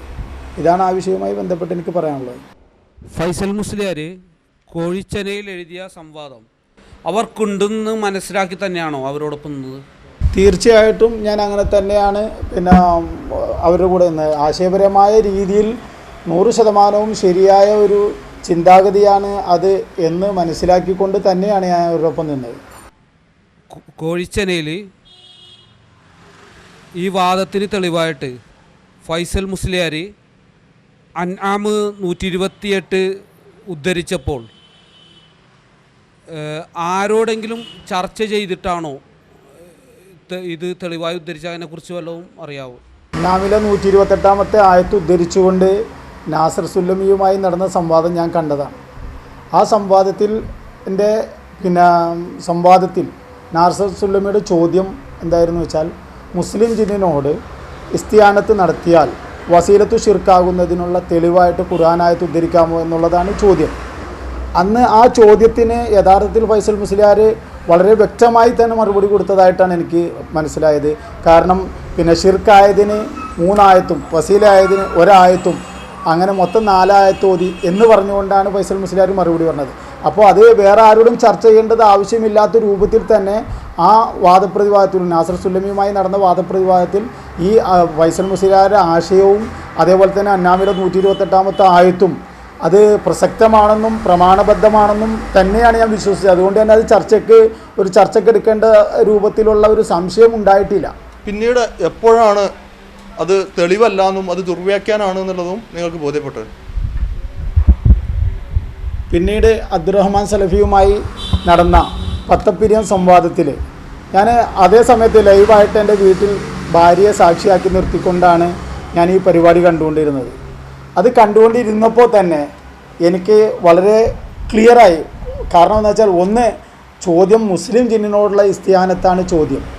അവിടെ ഫൈസൽ മുസ്ലിയാർ ഓതിയ ആയത്താണെങ്കിലോ യാ മാശറൽ ജിന്നി കദിസ്തക്സറത്തു മിനൽ ഇൻസ് എന്നാണ്. അതായത് ജിന്നുകളുടെ സമൂഹമേ നിങ്ങൾ മനുഷ്യരിൽ നിന്ന് ഒരുപാട് പേരെ പിഴപ്പിച്ച് കളഞ്ഞു എന്ന് പറയുമ്പോൾ അത് കേട്ടപ്പോൾ തന്നെ വാസ്തവത്തിൽ എനിക്കെന്ത് ചെയ്തു, എനിക്ക് ബോധ്യപ്പെട്ടു ഇതൊരിക്കലും അതിന് മറുപടി ആവുന്നില്ല. കാരണം ഒരു തഫ്സീറും ആവശ്യമില്ല, ഒരു ചർച്ചയും ആവശ്യമില്ലാത്ത രൂപത്തിൽ ഇത് കാഫിർ ജിന്നുകളാണ് മനുഷ്യരെ പിഴപ്പിക്കുന്നത് എന്ന് തലയിലൊരു വറ്റുള്ള മുഴുവൻ മനുഷ്യരും മനസ്സിലാക്കുന്ന ഒരു കാര്യമാണ്. അതിന് കൂടുതൽ പ്രമാണം അന്വേഷിച്ച് പോകേണ്ട ആവശ്യമില്ല. കാരണം എന്താണ്, മനുഷ്യരെ പിഴപ്പിക്കുന്ന ജിന്ന് കാഫിർ ജിന്നാണ്. ചോദ്യം മുസ്ലിം ജിന്നിനോടുള്ള ഇസ്തിയാനത്താണ്. അപ്പോൾ അതുകൊണ്ട് തന്നെ അതൊരിക്കലും ശരിയല്ല എന്നുള്ളത് തോന്നുകയും ആ സമയത്ത് തന്നെ പിന്നെ അബ്ദുറഹ്മാൻ സലഫിയുമായി ആ വാദത്തിൽ ഞാനിപ്പോൾ കുറേ കഴിഞ്ഞതുകൊണ്ട് ആ സംഭവങ്ങൾ കറക്റ്റായിട്ട് ഓർക്കുന്നില്ല. ഞാൻ എൻ്റെ ഭാര്യയോട് പറഞ്ഞു, പിന്നെ അബ്ദുറഹ്മാൻ സലഫി ഫൈസൽ മുസ്ലിയാരുടെ ഹൽക്കിന് പിടിച്ചേക്കണമെന്ന് ഞാൻ പറഞ്ഞു. അത് കഴിഞ്ഞ തൊട്ടടുത്ത് തന്നെ സലഫിയുടെ സംസാരത്തിൽ സലഫി പറയുകയും ചെയ്തു, ഞാൻ ഹലക്കിനാണ് പിടിച്ചിരിക്കുന്നത്, ഞാൻ വിടൂല എന്ന്. അപ്പോൾ അത് എനിക്ക് വളരെ ക്ലിയറായി ബോധ്യപ്പെട്ട ഒരു കാര്യമാണ്. മുസ്ലിം ജിന്നിനോട് ഇസ്തിയാനത്ത് നടത്തിയാൽ അത് വസീലത്തു ശിർക്കാകും എന്നുള്ളതിന്, വസീലത്തു ശിർക്കാകുന്നതിന് തെളിവായിട്ട് അന്നാമിലെ 128 ആയത്തോ അതിന് പിന്നെ തെളിവായി ഉദ്ധരിച്ച തഫ്സീറോ അതിന് പിന്നെ ഒന്നും കൂടി ബലപ്പെടുത്താൻ പറഞ്ഞ ഇബ്നു അബ്ബാസ് റളിയല്ലാഹുവിൻ്റെ അസറോ ഒന്നും തെളിവല്ല എന്ന് വളരെ ക്ലിയറായി ബോധ്യപ്പെട്ടു. കോഴിച്ചെന്ന സംവാദത്തിലെ ഫൈസൽ മുസ്ലിയാരുടെ വിശദീകരണവും പത്തപ്പിരിയാൻ സംവാദത്തിലെ വിശദീകരണവും തമ്മിൽ ശരിക്ക് വ്യത്യാസം ഉണ്ടായിരുന്നില്ലേ? വളരെയധികം വ്യത്യാസം ഉണ്ടായിരുന്നു. കാരണം കോഴിച്ചെനയിൽ ഫൈസൽ മുസ്ലിയാർ കസറി അടിച്ച് കയറുന്ന ഒരു വാദപ്രതിവാദം ഞങ്ങളൊക്കെ വളരെ ആവേശത്തോടുകൂടി കേട്ട ഒരു സംവാദം. നേരെ മറിച്ച് പത്തപ്പിരിയത്ത് വന്നു കഴിഞ്ഞപ്പോൾ ഫൈസൽ മുസ്ലിയാർ പറഞ്ഞത് തന്നെ എന്താണെന്ന് വെച്ചാൽ വസീലത്തു ശിർക്കിന് ഞാൻ ആയത്ത് ഓതിയിട്ടില്ല എന്നുള്ളതാണ്. അപ്പോൾ വസീലത്തു ശിർക്കിന് ആയത്ത് ഞാൻ ഓതിയിട്ടില്ല, ഞാൻ ഖുർത്തുബി ഉദ്ധരിച്ചിട്ടില്ല, ഞാൻ പിന്നെ ഇബ്നു അബ്ബാസ് റളിയല്ലാഹു അൻഹു ഉദ്ധരിച്ചിട്ടില്ല എന്ന് പറയുമ്പോൾ സ്വാഭാവികമായും കോഴിച്ചെനയിലും ആ മറുപടിയുടെ രീതിയിൽ ജയിച്ചു എന്നല്ലാതെ യഥാർത്ഥത്തിൽ പ്രമാണബദ്ധമായി പരാജയപ്പെട്ടു എന്ന് തന്നെ മനസ്സിലാക്കാൻ കഴിയുന്നത്. ഇവിടെ ഈ സമയത്ത് തന്നെ അതിൽ ഫൈസൽ മുസ്ലിയാർ പറഞ്ഞ ഒരു കാര്യം എന്ന് വെച്ചാൽ, ഞാൻ പറഞ്ഞത് ഖുർത്തുബിയിലില്ലേ എങ്കിൽ പറഞ്ഞോളൂ, ഞാൻ വായിച്ചു തരാം എന്നാണ് പറഞ്ഞത്. അത് ഖുർത്തുബിയിലുള്ളത് തന്നെയാണ് വാസ്തവത്തിൽ. ഖുർത്തുബിയിലുള്ളത് ഇതിനു വേണ്ടിയാണോ പറഞ്ഞത്? ഖുർത്തുബി വാസ്തവത്തിൽ യഥാർത്ഥത്തിൽ ഇസ്തിആനത്തും ബിൽ ജിന്ന് എന്നുള്ള സംഭവം ഉദ്ദേശിച്ചിട്ട് പോലും ഉണ്ടാവില്ല. ഇബ്നു അബ്ബാസ് റളിയല്ലാഹു അൻഹു തങ്ങൾ ഒരിക്കലും പിന്നെ ഇസ്തിആനത്തും ബിൽ ജിന്ന് എന്നുള്ളൊരു സംഭവം തന്നെ ഉദ്ദേശിച്ചില്ല. ഇല്ല മാഷാ അള്ളാഹ് എന്നുള്ളതിന് ഇല്ല മൻഷാ അള്ളാഹ് എന്ന് പറഞ്ഞു എന്നല്ലാതെ അതൊരിക്കലും മനസ്സിൽ പോലും ഇത് ഇസ്തിആനത്തും ബിൽ ജിന്ന് എന്നുള്ള സംഭവം തന്നെ ഉദ്ദേശിച്ചിട്ടുണ്ടാവില്ല. വസീലത്ത് ഷിർക്ക് എന്നുള്ളത് 100-200 കൊല്ലമായിട്ട് ചർച്ച ചെയ്യപ്പെടുന്ന ഒരു കാര്യമാണ്. അപ്പോൾ അതുകൊണ്ട് ആ കാലഘട്ടത്തിൽ എന്തായാലും ഉണ്ടാവില്ല.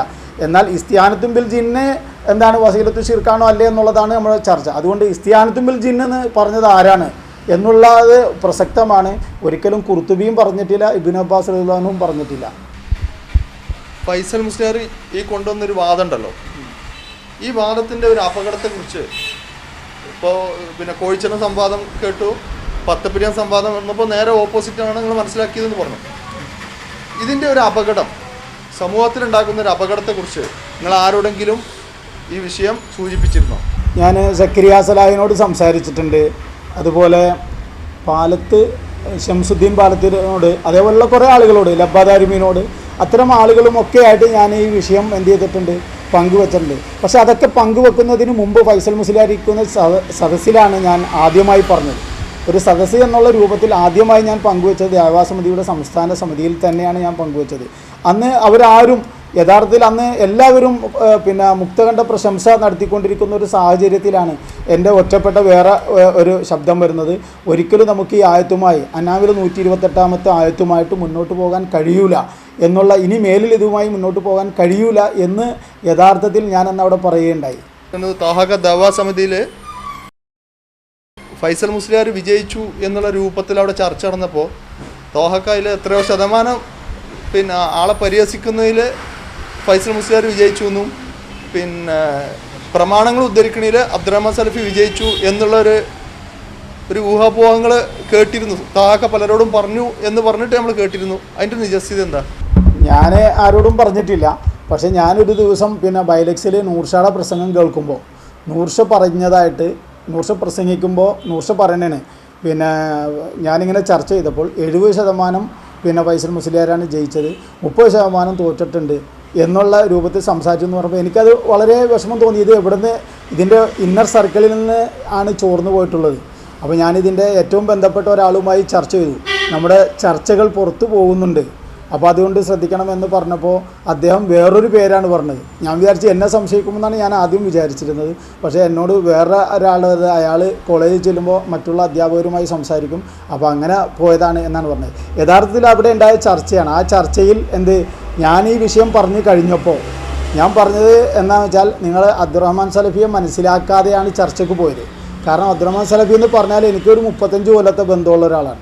ആ 35 കൊല്ലവുമായി അദ്ദേഹം എന്തായിട്ടുള്ള ബന്ധം എന്ന് വെച്ചാൽ എത്രത്തോളം എന്ന് വെച്ചാൽ വാദപ്രതിവാദത്തിനും ഖണ്ഡനത്തിനും ഒക്കെ ആയിട്ട് ഉഴിഞ്ഞു വെച്ച ഒരു ജീവിതമായിട്ട് തന്നെയാണ് എനിക്ക് തോന്നിയിട്ടുള്ളത്.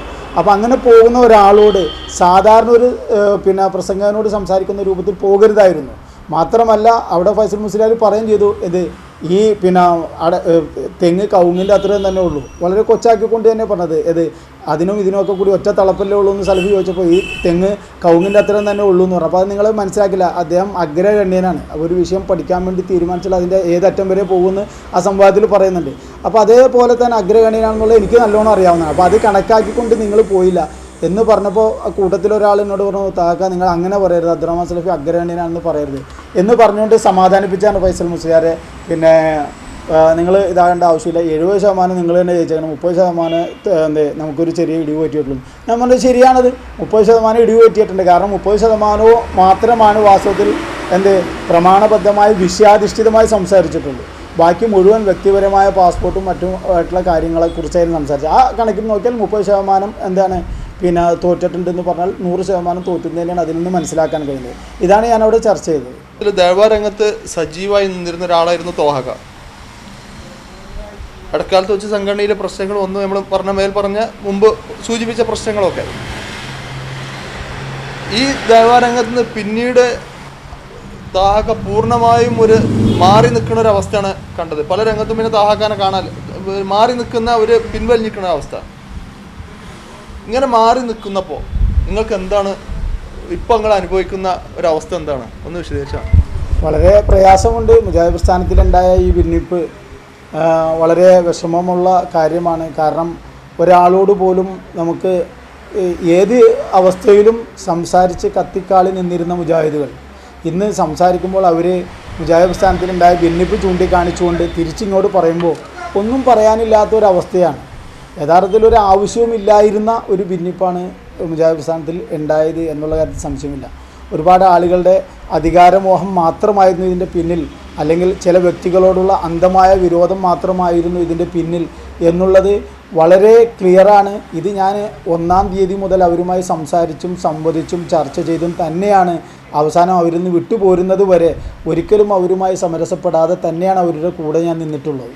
താങ്കൾ പറഞ്ഞല്ലോ അവരോട് സമരസപ്പെടാതെ തുടങ്ങി അനുഭവം, അതെന്താണ് സംഭവം ഒന്ന് വിശദീകരിക്കാമോ?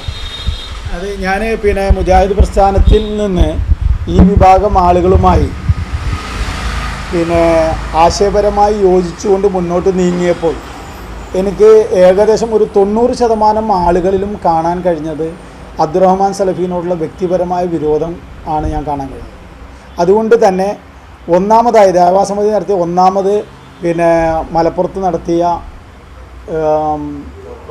പ്രോഫ് കോണിൽ ആ ദിവസം എല്ലാവരും കൂടി ഞങ്ങൾ ഒരു 10-11 പേരടങ്ങുന്ന ഇതിൻ്റെ സംസ്ഥാന സമിതി എന്ന് അന്ന് തീരുമാനിച്ച യോഗം മലപ്പുറം ജില്ലയിലെ ഏറനാട് ഹോട്ടലിൽ കൂടെ ഉണ്ടായി. ആ ദിവസം അന്ന് തന്നെ ഞാൻ പറഞ്ഞു, ഞാൻ കാണുന്ന മുഖങ്ങളൊക്കെ ഏകദേശം എനിക്ക് മനസ്സിലാക്കുന്നത് എന്താണ്, അബ്ദുറഹ്മാൻ സലഫീനോടുള്ള ഒരു വിരോധം ആണ്. എന്നെ സംബന്ധിച്ചിടത്തോളം അങ്ങനത്തെ ഒരു പ്രശ്നം തന്നെ ഇരുന്നില്ല. ഇത് ആദർശപരമായി 100% ശരിയാണ് നിങ്ങൾ പറയുന്നത് എന്നുള്ളത് കൊണ്ട് മാത്രമാണ് ഞാൻ ഇപ്പുറത്ത് നിൽക്കുന്നത്. മറ്റേതാണെങ്കിൽ എനിക്കതിനോട് യോജിക്കാൻ കഴിയില്ല എന്ന് ഞാൻ ആദ്യം തന്നെ പറഞ്ഞിരുന്നു. മാത്രമല്ല ISMൻ്റെ ആദ്യ സമയത്തുണ്ടായ ഭിന്നിപ്പും അതിനുശേഷം ISMൻ്റെ പ്രസിഡൻറ്റ് സെക്രട്ടറിമാർ MSMൻ്റെ പ്രസിഡൻറ്റ് സെക്രട്ടറിമാരെ തിരഞ്ഞെടുത്തതുമൊക്കെ എന്താണെന്ന് വെച്ചാൽ അത് നമ്മൾക്ക് മനസ്സിലാക്കാൻ കഴിയുന്നത് AP അബ്ദുൽ ഖാദർ മൗലവി എന്നുള്ള മഹാ ഒരു പണ്ഡിതൻ്റെയും അതേപോലെ തന്നെ എന്താണ് ഏറ്റവും നല്ല സംഘടനാ പാഠവും ഉള്ള ഒരാളുടെയും നടപടിക്രമമായിരുന്നു എന്നുള്ളത് ഞാൻ അവരോട് തന്നെ വിശദീകരിക്കുകയുണ്ടായി. അതുമായി ബന്ധപ്പെട്ട ചില കാര്യങ്ങൾ, ചില അമാനത്ത് ആയ കുറേ വിഷയങ്ങളുള്ളത് കൊണ്ട് അത്തരം മേഖലകളിലേക്ക് ഞാൻ കിടക്കുന്നില്ല. ഏതായിരുന്നാലും ഞാൻ അവരോട് പറയേണ്ടായി, നിങ്ങൾ യഥാർത്ഥത്തിൽ എന്തല്ല 100% ഇതിന് യോജിച്ച ആളുകളാണ് എന്ന് വിചാരിച്ചു കൊണ്ടല്ല എന്ത് AP-യും TP-യും അലി അബ്ദുൾ റസാഖ് മദനിയും അബൂബക്കർ മാഷും ഒക്കെ അടങ്ങുന്ന സംഘം നിങ്ങളെ തിരഞ്ഞെടുത്തത്. നേരെ മറിച്ച് അന്നത്തെ സിറ്റുവേഷൻ അതായിരുന്നു എന്ന് പറഞ്ഞുകൊണ്ട് അന്നുണ്ടായ ഒരു സംഭവം തെളിവായിട്ട് ഉദ്ധരിക്കുകയും കൂടി ഞാൻ ചെയ്തു. അപ്പോൾ അതവർക്ക് ബോധ്യപ്പെടുകയും അന്ന് തന്നെ അവർ വല്ലാതെ ആകുകയും ചെയ്തു. അതിനുശേഷം തുടർന്ന് അങ്ങോട്ടുള്ള ദിവസങ്ങളിൽ എപ്പോഴും എനിക്ക് വാസ്തവത്തിൽ ഇവർ സലഫിയത്ത് ഇങ്ങനെ പറയുമെങ്കിലും, ഇപ്പോൾ ഉദാഹരണത്തിന് തിരുവനന്തപുരത്ത് നിന്നിട്ട് പിന്നെ സംസ്ഥാന സമിതിയുടെ ഒരു സംസ്ഥാന അധ്യക്ഷൻ പ്രസംഗിച്ചുകൊണ്ടിരിക്കുന്ന ആ സമയത്ത് പിന്നെ താടിയെക്കുറിച്ചാണ് സംസാരം.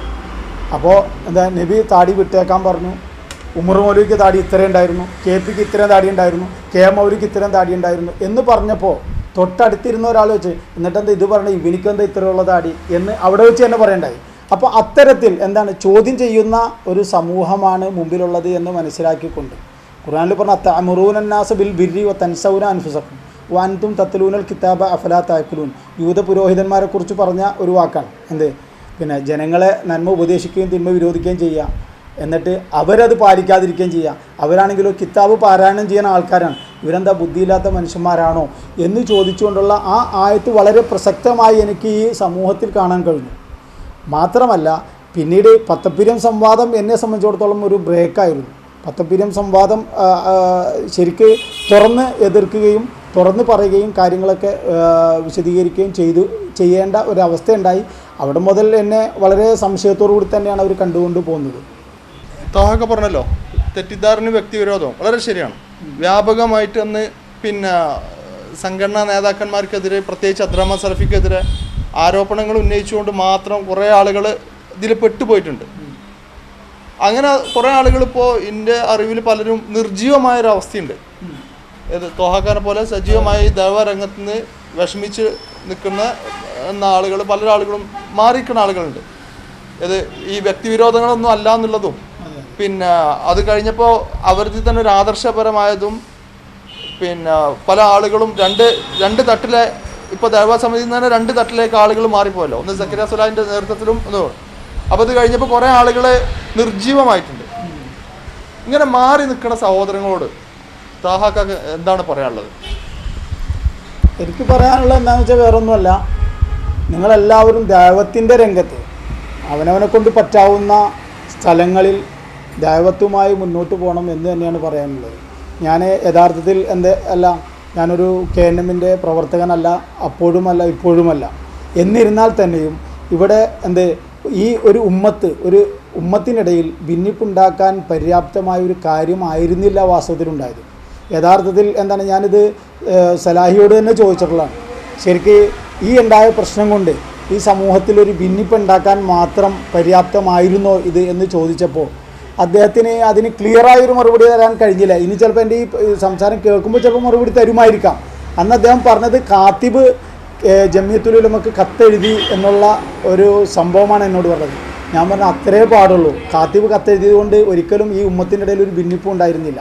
നേരെ മറിച്ച് പിന്നെ എന്താണ് ഉണ്ടായത്, ശരിയായ ദിശയിലേക്ക് തെറ്റിയിട്ടുണ്ടെങ്കിൽ അതിലേക്ക് തിരിക്കാനുള്ള ഒരു മാർഗം. ഫതക്കർ ഇന്നമാനത്തെ മുതക്കർ. നേരെ മറിച്ച് നമ്മൾ കാണിച്ചത്, ഞാനടക്കമുള്ള ആളുകൾ കാണിച്ചത് പുറത്തിറങ്ങി നിന്നുകൊണ്ട് ഈ സംഘടനയെ നശിപ്പിക്കുന്ന തരത്തിലുള്ള ഒരു പ്രവർത്തനമായിരുന്നു അന്ന് നടത്തിയിരുന്നത് എന്നുള്ളത് പിന്നീട് ആണ് മനസ്സിലാക്കാൻ കഴിഞ്ഞത്. പിന്നെ അത് മാത്രമല്ല, അന്നൊക്കെ എനിക്കൊക്കെ തോന്നിയിരുന്നത് നമ്മൾ നസീഹത്ത് ഉദ്ദേശിച്ചുകൊണ്ട് ഇതിൻ്റെ അകത്തുള്ള ആളുകളും ഒക്കെ പറഞ്ഞിരുന്നത് അങ്ങനെ തന്നെയായിരുന്നു. നസീഹത്ത് ഉദ്ദേശിച്ച് ആണ് വാസ്തവത്തിൽ ചെയ്യണം. സൂറത്ത് അൽ ബഖറയിൽ നമുക്ക് കാണാം, വൈദാ ഖീല ലഹും ലാ തുഫ്സിദൂ ഫിൽ അർദ്, നിങ്ങൾ ഭൂമിയിൽ കലാപം കുഴപ്പം ഉണ്ടാക്കരുത് എന്ന് പറഞ്ഞപ്പോൾ അവർ പറഞ്ഞെന്താ, വൈദാ ഖീല ലഹും ലാ തുഫ്സിദൂ ഫിൽ അർദ് ഖാലു ഇന്നമാ നഹ്നു മുസ്ലിഹൂൻ, നിശ്ചയമായും ഞങ്ങൾ ഇസ്ലാഹ് ഉണ്ടാക്കുന്ന ആൾക്കാരാണെന്നാണ്. ഈ പറയുന്ന മുഴുവൻ ആൾക്കാർക്ക്, ഈ കുഴപ്പമുണ്ടാക്കുന്ന മുഴുവൻ ആളുകളുടെയും ഭാഷയാണ് ഖുർആൻ ചെയ്തത് പുറത്ത് ഈ പറഞ്ഞത്. അപ്പോൾ അതുകൊണ്ട് ഇസ്ലാഹല്ല വാസ്തവത്തിൽ ഉണ്ടായത്. ഇവിടെ ഉണ്ടായ ഫിത്തിന എന്ന് പറഞ്ഞാൽ തൗഹീദിനെ ബാധിക്കുന്ന അതിസങ്കീർണമായ ഒരു ക്യാൻസറായി മാറി ഇത്. കാരണം ആളുകളുടെ അടുക്കൽ വിലപ്പോകാത്തൊരു കാര്യമായി മാറി. ഇപ്പോൾ ഈ അടുത്ത് പിന്നെ ആലപ്പുഴയിൽ നടന്ന സുന്നികളുടെ ഒരു മഹാസമ്മേളനം, അതിൻ്റെ ജനക്കൂട്ടം കണ്ടപ്പോൾ യഥാർത്ഥത്തിൽ മുജാഹിദ് പ്രസ്ഥാനത്തിന് ദൈവത്ത് നിർത്താനായിട്ടില്ല എന്ന് മാത്രമല്ല, പൂർവാധികം ശക്തിയോടുകൂടി തന്നെ ചെയ്യേണ്ടതുണ്ട്, ദൈവത്ത് നടത്തേണ്ടതുണ്ട് എന്ന് ഏതൊരു മുജാഹിദിനും ബോധ്യമാണ്. അപ്പോൾ അതുകൊണ്ട് തന്നെ എനിക്ക് പറയാനുള്ളത്, മാറി നിൽക്കുന്ന എൻ്റെ സഹോദരങ്ങളോട് പറയാനുള്ളത്, ഇന്ന് ഇസ്ലാമിൻ്റെ മുഴുവൻ ശത്രുക്കളും ആഗ്രഹിക്കുന്ന ഒരു കാര്യമാണ് ദഅവത്ത് നിർത്തിക്കളയുക എന്നുള്ളത്. ദഅവത്ത് നിർത്തി കാണുക എന്നുള്ളത് യഥാർത്ഥത്തിൽ ഓറിയൻ്റലിസ്റ്റുകളുടെയും അതേപോലുള്ള മുസ്ലിം വിരുദ്ധരുടെയും ഏറ്റവും പ്രധാനപ്പെട്ട അജണ്ടയാണ്. അത്തരം അജണ്ട നടപ്പിലാക്കി കൊടുക്കുന്നതിൻ്റെ ഭാഗമായിട്ടായി ആയിരിക്കാം, അല്ലാതെ ഇരിക്കാം. പലപ്പോഴും ഏത് പരിക്കും വന്ന് കൊള്ളുന്നത് ദഅവത്തിന് തന്നെയാണ്. നമ്മുടെ കൂട്ടത്തിൽ തന്നെ ഒരുപാട് ആളുകൾ എന്ത് ചെയ്തിട്ടുണ്ട്, ദഅവത്ത് നടത്തേണ്ടതില്ല, ദഅവത്ത് നടത്തൽ പണ്ഡിതന്മാരുടെ ബാധ്യതയാണ്, പണ്ഡിതന്മാരുടെ മാത്രം ബാധ്യതയാണ് എന്ന് പറഞ്ഞുകൊണ്ട് ദഅവത്തിൽ നിന്ന് മാറി നിൽക്കുന്ന ആൾക്കാരുണ്ട്. എൻ്റെ ഉമ്മ, അക്ഷരജ്ഞാനമില്ലാത്ത ഉമ്മ, ആ ഉമ്മാനോട് ഏതെങ്കിലും ജാറത്തിൽ പോകുമ്പോൾ അത് പോകരുത് ഉമ്മ, അത് തെറ്റാണ് എന്ന് പറഞ്ഞ തൗഹീദിൻ്റെ ആയത്തോതി ഞാൻ പറഞ്ഞ് മനസ്സിലാക്കി കൊടുക്കുന്നതിന് പകരം വിസ എടുത്തിട്ട് ഫൗസാനെ ഇവിടെ കൊണ്ടുവന്നിട്ട് ഉമ്മാനോട് സംസാരിപ്പിക്കുക എന്നുള്ള അപ്രായോഗികമായ ഒരു നടപടിക്രമമാണ് വാസ്തവത്തിൽ നടക്കുന്നത്. കാരണം എന്ന് വെച്ചാൽ കേരളത്തിലെ ഏറ്റവും പ്രഗത്ഭരായ ദഅവത്ത് നടത്തിക്കൊണ്ടിരുന്ന ഒരുപാട് ആളുകളെ അത്തരം ഇതിലൂടെ നിഷ്ക്രിയരാക്കാൻ കഴിഞ്ഞു. പിന്നെ അത് മാത്രമല്ല, ഇന്ന് നടന്നുകൊണ്ടിരിക്കുന്നതാണെങ്കിൽ പോലും എന്താണെന്ന് വെച്ചാൽ മറ്റുള്ളവരുടെ തൃപ്തി ഉദ്ദേശിച്ചുകൊണ്ട് പത്രങ്ങളിൽ വലുപ്പം കാണിക്കാൻ വേണ്ടി ഇങ്ങനെയൊക്കെ ആയി മാറുന്നു. അപ്പോൾ അത്തരം കാര്യങ്ങളിൽ നിന്നൊക്കെ വിട്ടു നിന്നുകൊണ്ട് ലാ ഇലാഹ ഇല്ലല്ലാഹയുടെ പ്രബോധനം, ഭക്ഷണം കൊടുക്കുന്നതുമായി ബന്ധപ്പെട്ട് സൂറത്ത് ദഹറിൽ പറഞ്ഞൊരു കാര്യം, ഇന്നാ നഹാഫു മിർ റബ്ബിന യൗമൻ അബൂസൻ കം തരീറ, മുഖം ചുളിച്ചു പോകുന്ന ദുസ്സഹമായ ഒരു ദിവസത്തെ ഭയപ്പെട്ടുകൊണ്ടാണ് ഞാനിത് പറയുന്നത്. അതുകൊണ്ട് എൻ്റെ മുജാഹിദ് സഹോദരങ്ങൾ ഭിന്നിപ്പ് മറന്നുകൊണ്ട് ദഅവത്തിൽ സജീവമാകണം എന്നാണ് എനിക്ക് പറയാനുള്ളത്.